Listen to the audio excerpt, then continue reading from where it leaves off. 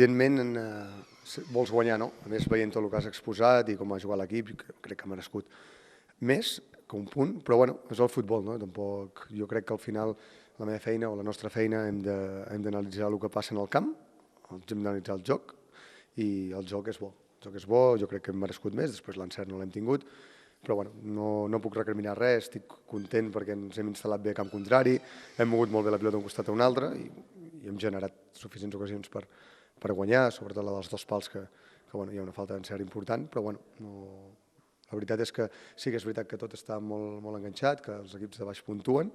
Bueno, nosaltres també tenim 4 partits per fer-ho i estic esperançat perquè el joc em diu que anem pel bon camí.